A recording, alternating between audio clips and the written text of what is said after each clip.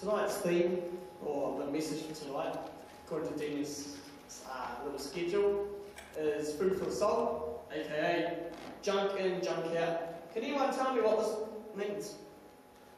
Any rows? What you put in is what you get out. Okay.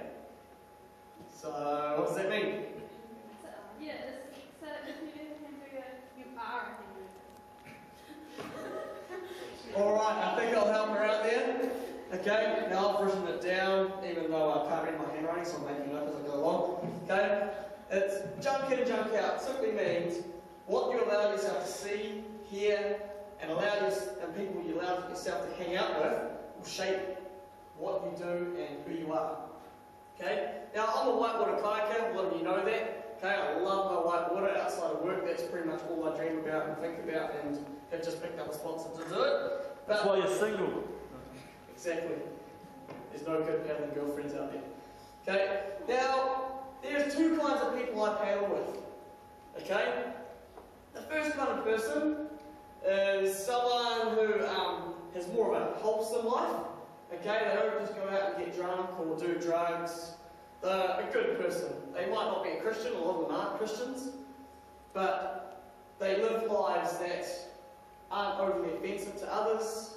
Okay, they generally behave themselves. The second kind of person, which if I went down to the ballistic factory, which is a New Zealand kayak brand, if I went down to their factory, most of the paddlers there, they get drunk every night, smoke weed every hour. You ring the factory up, you will not get an answer because they're probably out the back smoking. That's the sort of people I paddle with. Now, when I paddle with these two different kinds of people, if I paddle with the good guys, I pretty much myself, I feel like I can be myself around them. I generally keep acting myself.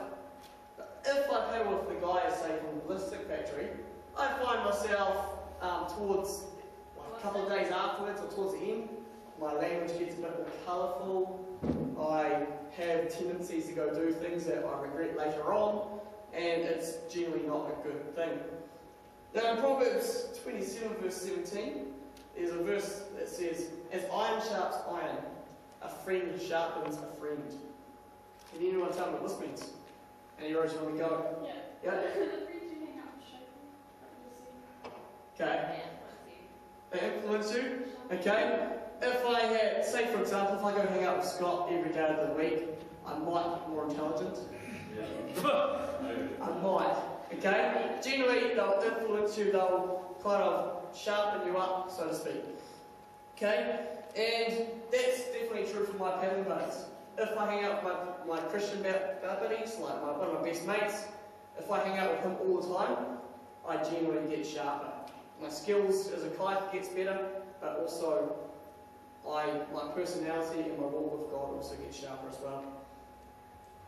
Now, moving on to a different influence, for example, TV shows. Put up your hand if, as a kid, your parents would not let you allow you to watch particular shows. Cool, pretty much every hand's up. Does anyone want to tell me what some of those shows were?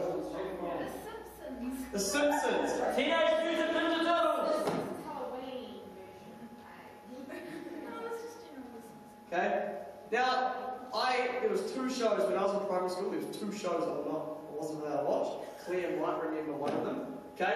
Like Brownie, I wasn't allowed to watch The Simpsons. Okay. Really unfortunate. But as soon as I left home, I started watching The Simpsons like crazy. The second one, most of you probably already heard of it. You've probably never seen the show. It was a show called Power Rangers. Okay, I was not allowed to watch Power Rangers. Okay, and a lot of the kids at my school that I went to, they weren't allowed to watch it either. Okay, it was almost like a school-wide ban of Power Rangers at my school for a long time. Okay, now, who can tell me why your parents wouldn't let you watch those shows? Because the Simpsons got heaps of some people strange. Why do you think your parents wouldn't let you watch those particular shows that you weren't allowed to watch? Because of the values? Okay? Probably things that were in it? Themes, yep. Okay? Now, the reason that I wasn't allowed to watch Simpsons.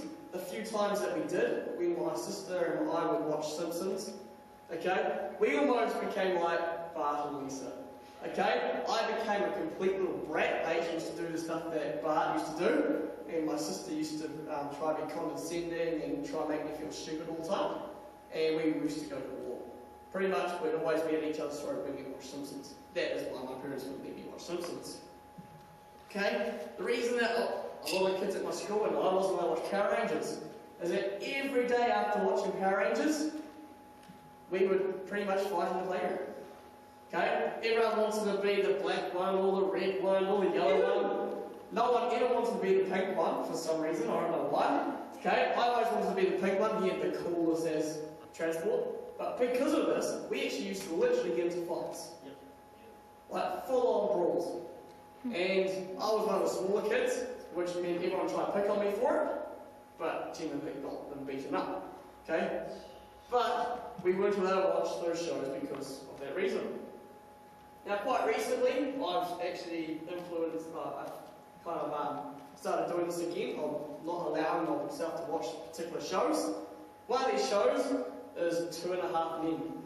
So they're my top 5 favourite shows, okay? So it's really hard for me to not watch it when it's on TV. Quite helpfully, Brandon pretty much starts when 2.5 Men's on TV, which that's one night of the week that I can't watch it. Okay? But there's 3 particular themes of 2.5 Men which impact me at some level or another. Okay? First one is, hang on, let's catch up. Pretty much, what does Charlie go do every single night? That's good. Okay? Pretty much every night. He gets drunk, brings the lady home, sends her home in the morning, and then pretty much winds up his brother because he can't do the same thing. Okay? Now, I'm not saying I bring home another woman every night or anything like that, but whenever I watch it, I have a strange need that I just want to go and have a drink. Like, it's the most weird feeling. I'm not against drinking. I enjoy having a beer once in a while. But when I watch 2.5 Men, for some reason I have this deep down need that I want to go have a drink. And that deep down need leads me to drink too much.